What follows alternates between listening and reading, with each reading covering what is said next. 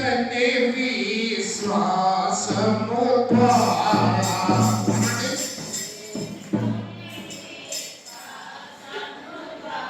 పాడద్దు కానీ కృప చేతనే అనండి. కృప చేతనే విశ్వాసం ద్వారా క్రీస్తునందు ఘన రక్షణ కలిగారు. మళ్ళీ చెప్పండి. కృప చేతనే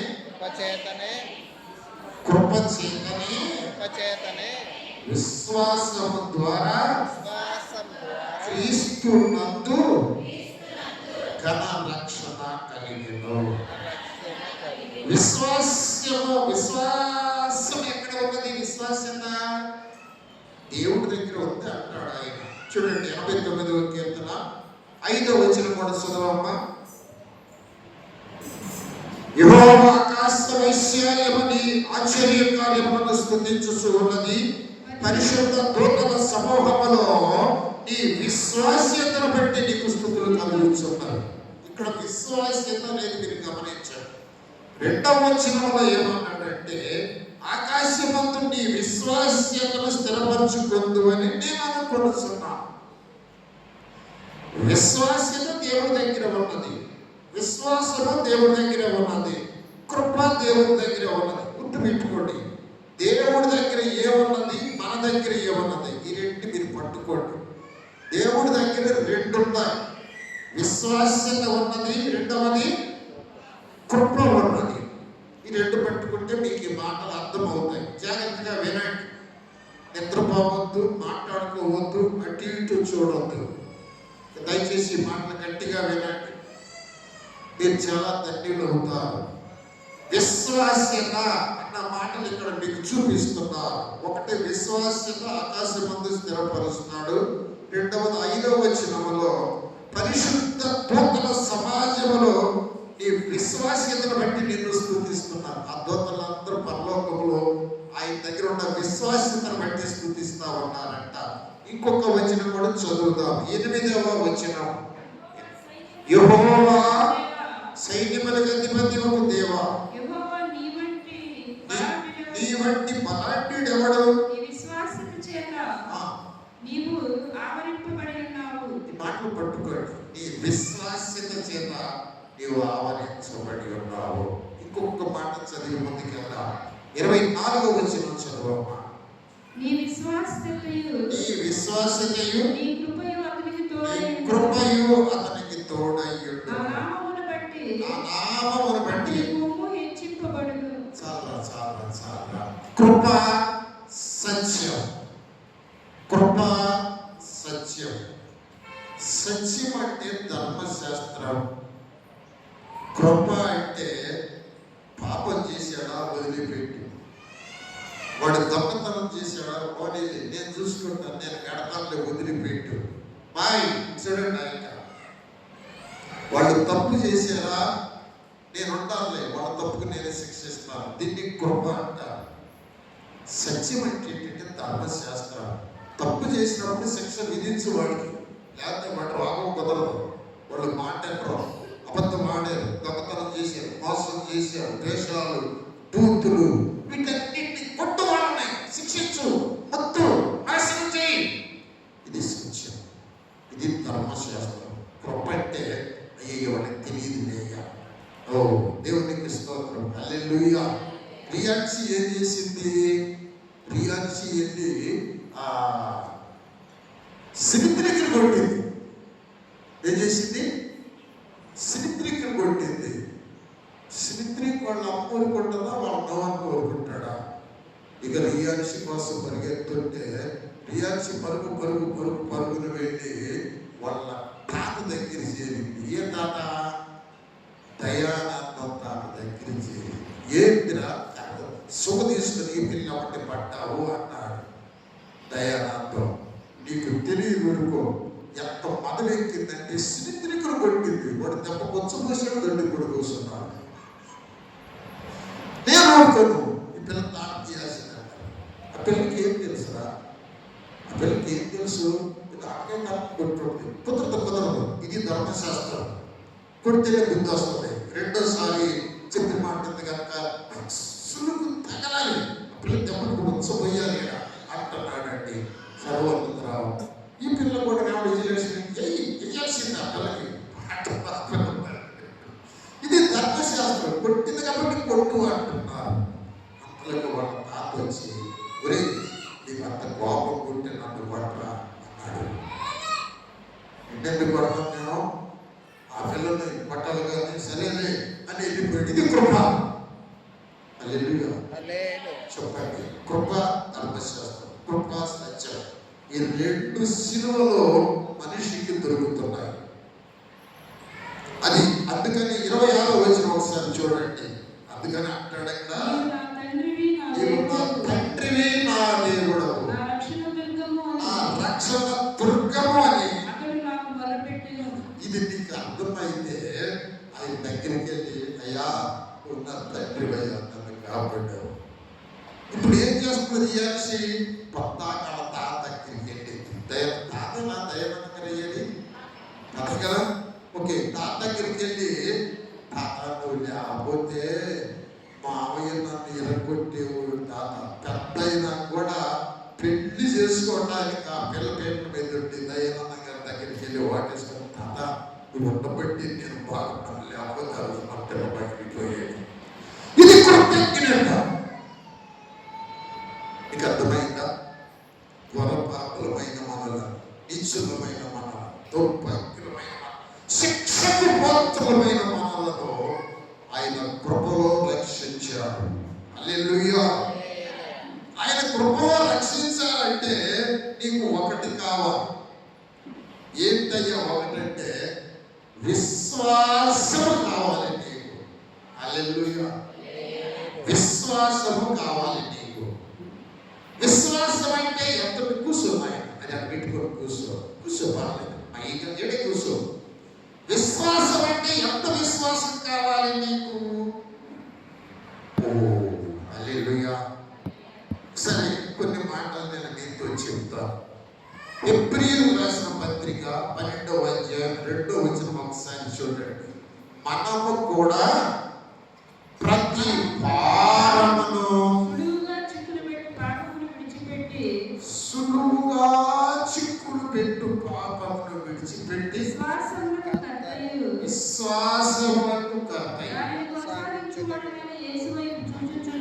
అక్కడ యేసయ్య ఎవరు? విశ్వాసానికి కర్త. అంటే విశ్వాసం ఎక్కడ దొరుకుతుంది? పొన్నమ్మ గారి కొట్టులోకి వెళ్ళి కాస్త 10 రూపాయలు విశ్వాసం అయ్యా మాట ఇచ్చిందా?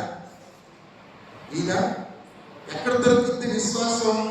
ఈ లోకంలో ఏమైనా దొరుకుతుందా విశ్వాసం? మీరు చెప్పండి, విశ్వాసం ఎలా వస్తుంది మనకి? వినుట వలన. హల్లెలూయా చెప్పండి. ఎంతమంది వింటున్నారు వాక్యాన్ని? ఇక్కడ చేతులెత్తి చెప్పండి. హల్లెలూయా. నీ విశ్వాసము నిన్ను 1000 తరాలు, నీ బిడ్డ తరాన్ని దేవుడు ప్రేమించినట్టుగా చేస్తుందంట నీ విశ్వాసం. Praise God. హల్లెలూయా. ఇక్కడ విశ్వాసం ఎవరి దగ్గర ఉంది? విశ్వాసానికి కర్త యేసయ్య. నువ్వు విశ్వాసిగా బ్రతకాలి, కొనసాగాలి అంటే దాన్ని కొనసాగించేవాడు కూడా యేసయ్య. విశ్వాసం పడిపోకుండా, నువ్వు జారిపోకుండా విశ్వాసంగా కొనసాగాలంటే దాన్ని కూడా యేసయ్య కొనసాగిస్తాను. Praise God. హల్లెలూయా. నా జీవితంలో ఎన్నో సంఘటనలు గుర్తొస్తా ఉన్నాయి.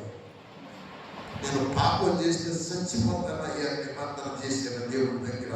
ఒక దినాన పాపం చేయడానికి నా శరీరం ప్రేరేపించింది. నేను పాపం చేయడానికి వెళ్ళేసరికి ఏ వ్యక్తి అయితే నన్ను పాపానికి ప్రేరేపించిందో ఆ వ్యక్తి గుండెల మీద ఎగిరిందండి.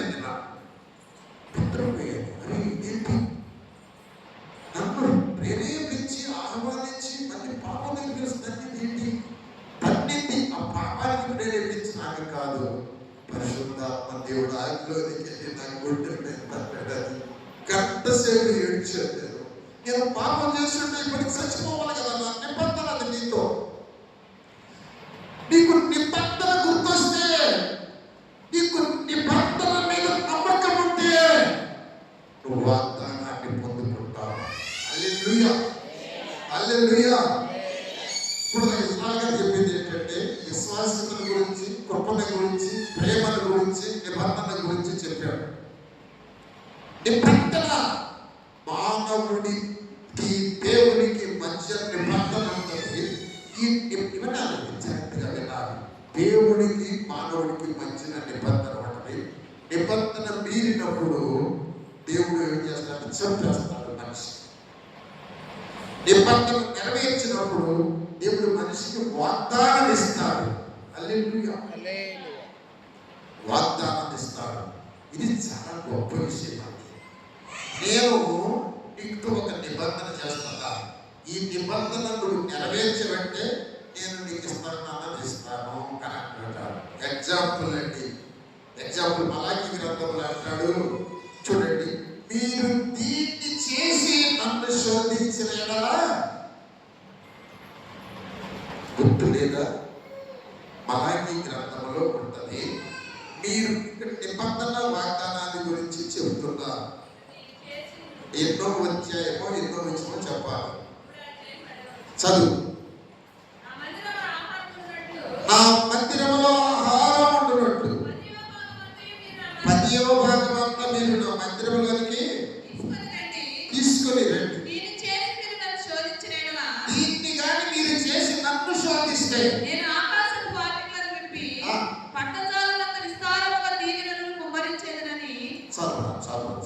నీ ఇంట్లో చూడాలి నా వైపు. హల్లెలూయా, 2 చేతులకి స్తోత్రాలు చెల్లించండి. నీ ఇంట్లో పట్టజాలంత నిధులు ఉండాలా? పట్టజాలం ఇంట్లో బీరువాలో పెట్టాలి, మొత్తంలో పెట్టాను, గొయ్యి తీసి పెట్టాను. బట్టలకి మధ్యలో పెట్టే డబ్బులు ఎక్కడ పెట్టాలి? బ్యాంకుల్లో కూడా చేశారు. పట్టజాలని నిధులు ఇవ్వాలంటే ఒక నిబంధన దేవుడు పెట్టాడు. ఏమన్నాడు? దీన్ని చేసి నన్ను శోధించు. ఇది నిబంధన. వాగ్దానం ఏంటి? పట్టజాలమే నిధులు నేను నీకు ఇస్తాను. హల్లెలూయా. పేకాడటానికి పావల బిళ్ళ దొరకాలి. కోడి పెట్టను కొనాలని నా మిస్సెస్ పావల బిళ్ళ మూట కట్టి సూర్యులో పెట్టింది, జాకెట్ కట్టి.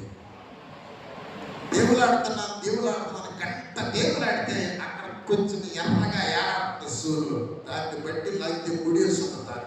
దాన్ని తీస్తే పావలా పెట్టుకుంటాం. పావలా తీసుకెళ్ళి పేకాటాడు.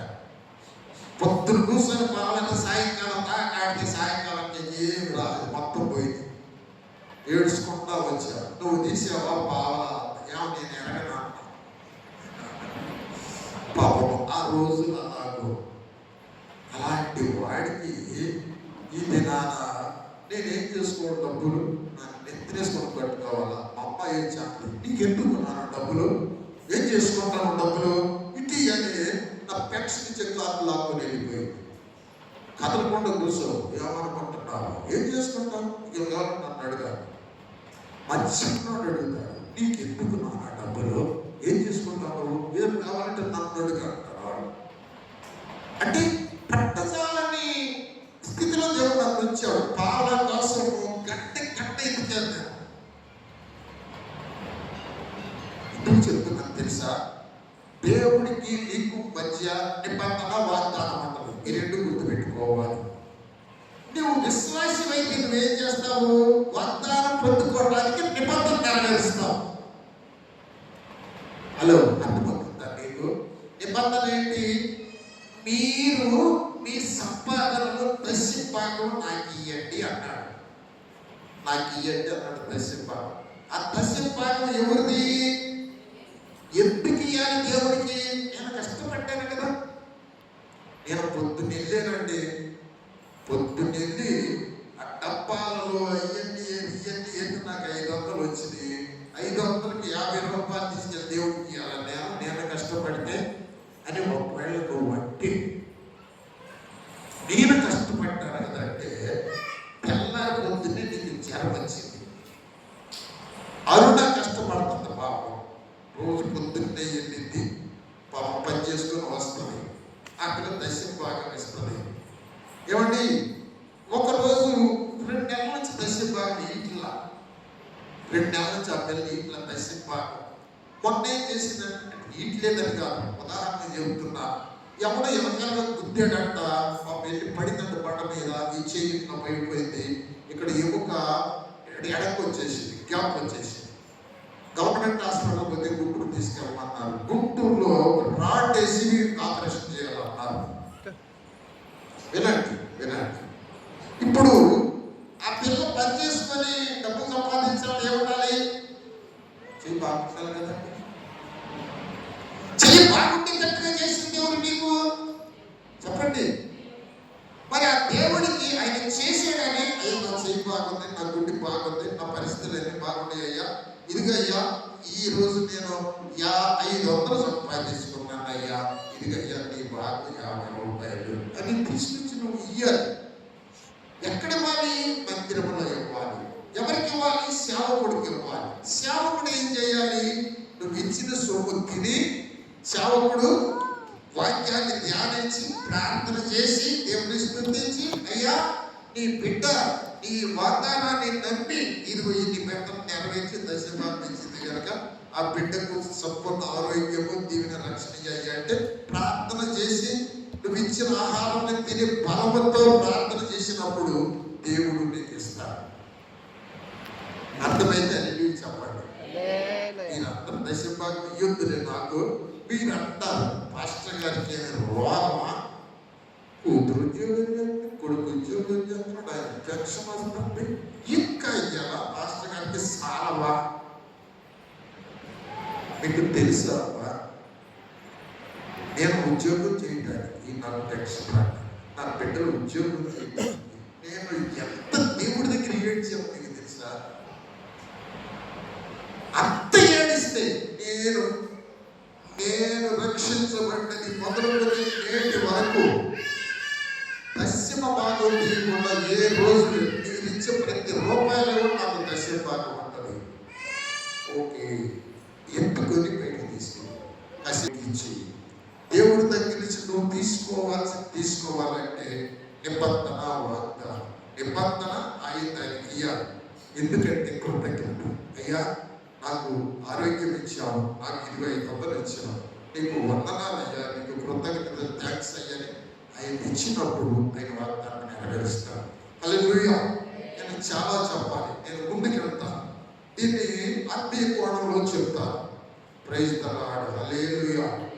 ఒక మాట చూడండి. విశ్వాసములకు కర్తయు దానిని కొనసాగించి వాడైన యేసు వైపు చూచుచు మన ఎదుట ఉంచబడిన ఈ జీవితపు పద్యములో ఓపికతో పరిగెత్తాలి. కష్టం వచ్చిందా? యేసయ్య వైపు చూడు. వ్యాధి వచ్చిందా? యేసయ్య వైపు చూడు. మరణం వచ్చిందా? యేసయ్య వైపు చూడు. ఇది నీ ఎదుట ఉంచబడిన పద్యం. గమ్యము చేరు. విశ్వాసాన్ని వదిలిపెట్టకుండా గమ్యము చేరు. వాగ్దానాన్ని పొందుకోవడానికి నిబంధనను దాటబాక. మోషే నిబంధనను మీరాడు. మోషే నిబంధనను మీరాడు. ఎక్కడో తెలుసా? తన మామగారి ఇంటికాడ ఉన్నాడు. ఆ మిద్యానీయుడికి సున్నతి అంటే మరి అసహ్యం. సున్నతి ఏంటి? కోసేటి ఏంటి? పిల్లవాడి మర్మాంగానికి చర్మాన్ని కొట్టాలంటారేంటి? ఇది ఎక్కడైనా ఉంటుందా అని ఎదురు తిరిగింది మోషే. లేదమ్మా, మా పితరుడైన అబ్రహాముకి ఇది నిబంధన, మా అందరికి గోప్యంగా చర్మాన్ని కట్ చేయాలని మా దేవుడు చెప్పాడు. నీ దేవుడు చెప్పాడు, మా దేవుడు చెప్పరా? నేను ఒప్పుకోను. నా బిడ్డ మీద ఒంటి మీద కత్తేసేవాడికి మాత్రం నీకు నాకు ఇంతే సంగతులని అందేమో బెదరకుండా ఊరుకున్నాడు. తర్వాత భార్య ఇద్దరు బిడ్డలు తీసుకుని బయలుదేరాడు. ఐగుప్తుకు కొంచెం దూరంలో ఉంటారు. సత్రం అంటే కొద్దిగా సత్రంలో పడుకున్నాడు. పడుకున్నట్టుగానే గిరగిర కొట్టుకుంటున్నాడు మోషే. ఊపిరి ఆడతల్లా. మోషే పక్కన పెద్ద కొడుకు ఆయన కొట్టుకున్నాడు. ఇద్దరు చచ్చిపోతానికి సిద్ధంగా ఉంటారు. వెంటనే మోషే భార్య అయినటువంటి ఆ సిప్పోరానైనా ఏమైందంటే పొరలు పెరిగింది. అయ్యో బాగానే ఉంటాడు, దేవుడు ఏమన్నాడు, చచ్చిపోతున్నాడు ఏంటి, నా అయ్యో నా పిల్లలు కూడా గెలిగలు కొట్టుకుంటున్నాడే బాబు అంటే, ఇదిగో నా దేవుడు నిబంధనను ఆయన నెరవేర్చడం నువ్వు అడ్డం పడ్డావు అని దేవుడు త్వరలో ఆలోచించాడు. వెంటనే ఆమె ఒక రాతికత్తి తీసుకుని వెళ్ళి ఆ కొడుకును పడేసేసి గోప్యంగా చాలా మంది దెబ్బకి నరికేసి అది తీసుకెళ్ళి మోసే కాళ్ళ మీద పడేసేసి, అయ్యా ఇప్పుడు నువ్వు నాకు రక్త సంబంధమైన పెరివిటి అయ్యావయ్యా. దేవుడు మెదడుకుంటూ వెళ్ళాడు, మోసే కొడుకు వేసి కూర్చున్నాడు. హల్లెలూయా. నిబంధన చాలా గొప్పది. Praise the Lord. హల్లెలూయా. నిబంధన చెరులో మేము నిరీక్షణలో, నిబంధన చెరులో మేము నిరీక్షణలో, కరుణకు యేసుని రక్త సంబంధ వారసులం. హల్లెలూయా. యేసయ్య రక్త సంబంధ వారసులో దేవుని కుమారుడు. ఆయన్ని ఎంత అంగీకరించారో ఆయన ద్వారా కృపకు పాత్రులు. ఇక్కడ ఒక నిబంధన జ్ఞాపకం చేసి నేను ముందుకు వెళ్తా. ఒకసారి నిర్గమకాండం 20వ అధ్యాయం 5-6 వచనాలు సహాయం చేయండి. నిర్గమకాండం 20వ అధ్యాయం 5-6 వచనాలు. ఏలయనగా నీ దేవుడైన యెహోవా నాకు నేను రోషము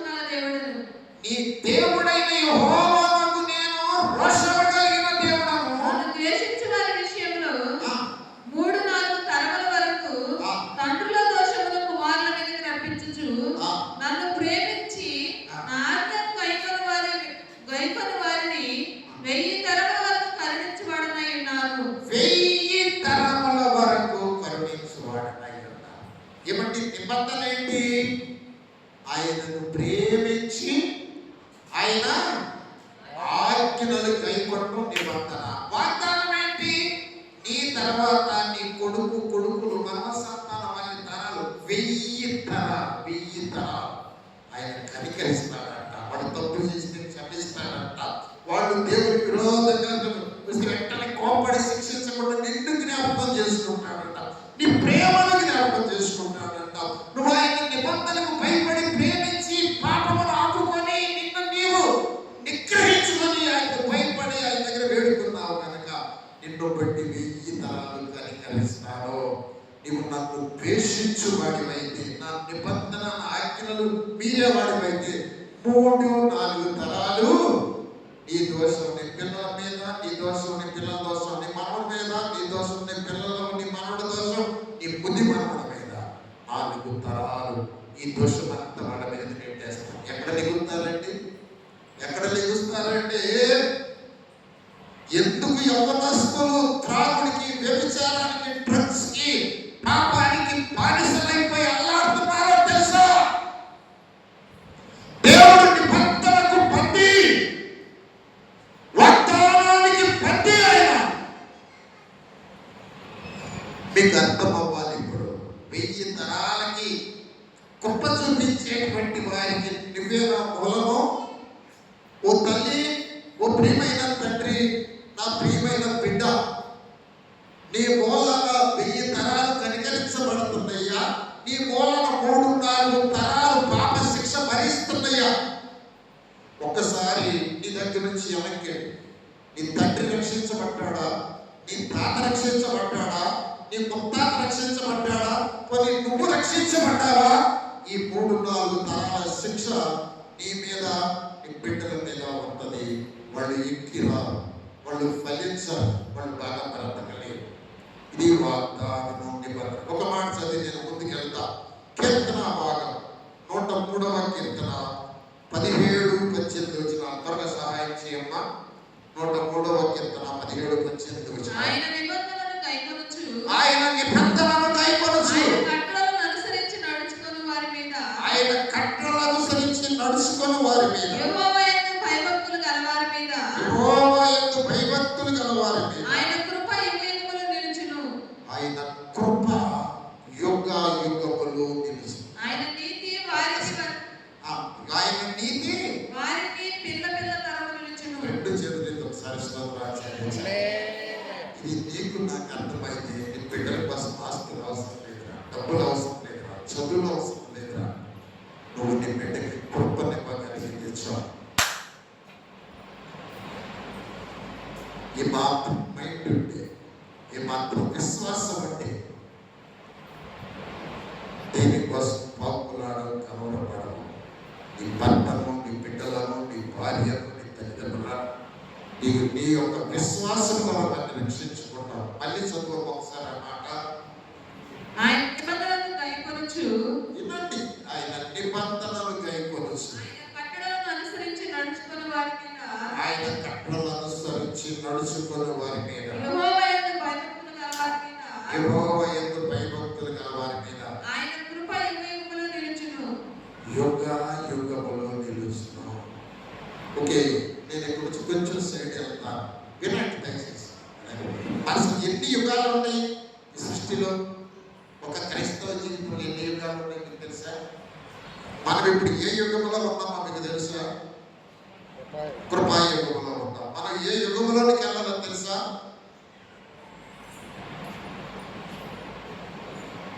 చెప్పాలి కానీ టైం లేదు. మనము నీతి యుగంలోనికి ఎంటర్ అవుతూ ఉంటాం. నీతి యుగంలోనికి ఎంటర్ అవుతా ఉంటాం. ఏడు యుగాలు ఉన్నాయి. ఇప్పుడు మనం 6వ యుగంలో ఉంటాం. మీరు గుర్తుపెట్టుకుంటే ఇంకోసారి చెప్తాను, గమగమ చెబుతాను.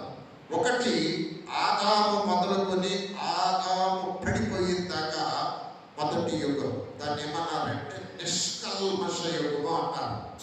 ఏమన్నారు దాన్ని? నిష్కల్మష యుగము. కాలము ఎన్ని సంవత్సరాలు, ఎన్ని వేలు, ఎన్ని కోట్లు తెలియదు. ఇంకొద్ది ఆదికాండం 1:27 దగ్గర నుంచి ఆదికాండం 3:24 వరకు, అంటే ఆదాము సృష్టి మొదలుకొని ఆదాము పతనమయ్యే వరకు నిష్కల్మష యుగం. పాపం ఏదో పుణ్యం ఏదో ఏమీ తెలియదు అసలు. ఒక్కటే నిబంధన ఏంటంటే పండు తినమాక, పండు తింటే సత్తా. పండు తినమంటే నిబంధన. తిన్నాడు సత్యం. ఆయనకు అర్థం కాకుండా మనల్ని కూడా చంపుతున్నాడు. ఈ రోజుకి నీకు దేవుడికి కూడా ఇదే నిబంధన. ఆయన ప్రేమించి ఆయన ఆజ్ఞలు చేయకుండా ఆయన కట్టలు ఆచరిస్తే 1000 తరాలు కనుగరిస్తాను, 1000 తరాలు కృప చూపిస్తాను, 7 యుగాలు నీ బిడ్డలకు తోడుగా ఉంటాను. మొదటి యుగం మనస్సాక్షి యుగం. మొదటి యుగం నిష్కల్మష యుగం. రెండవ యుగం మనస్సాక్షి యుగం. ఇది 1600 సంవత్సరాలు కొనసాగింది.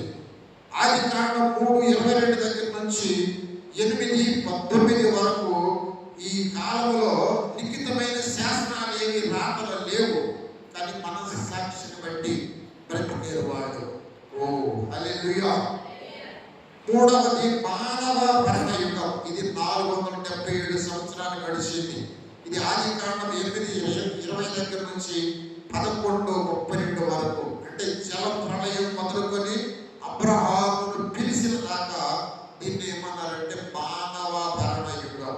నాలుగవది వాగ్దాన యుగం. హల్లెలూయా, హల్లెలూయా. ఇది 430 సంవత్సరాలు. మనం చెప్తున్నా, మీరు ఎవరన్నా గుర్తుపెట్టుకుంటే గుర్తుపెట్టుకోండి. వాగ్దాన యుగం 430 సంవత్సరాలు. అబ్రహాము పిలుపు మొదలుకొని సీనాయి కొండ మీద ధర్మశాస్త్రం ఇచ్చిన దాకా వాగ్దానం. అబ్రహాము ఇచ్చిన వాగ్దానాన్ని బట్టి ఐగుప్తు నుంచి 40 సంవత్సరాలు నడిపించి కానానులోకి తీసుకెళ్ళడానికి సీనాయి కొండ మీదకి పిలిచి ధర్మశాస్త్రం పలకరించాడు. అక్కడ వరకు వాగ్దాన యుగం. ఐదవది ధర్మశాస్త్ర యుగం. ధర్మశాస్త్రం ప్రకారం బ్రతికితే దేవుడు బిడ్డగా బ్రతుకుతా, లేకపోతే చచ్చిపోతాం. ధర్మశాస్త్ర యుగం. ఇది 1500 సంవత్సరాలు. నిర్గమము నుండి మలాకి వరకు, నిర్గమము నుండి మలాకి వరకు ధర్మశాస్త్ర యుగం. తర్వాత కృపాయుగం. ఇప్పుడు మనం జీవించే యుగం. యేసయ్య శిలువ దగ్గర నుండి ఆయన రెండవ రాకడ వరకు దాదాపుగా 2000 సంవత్సరాలు.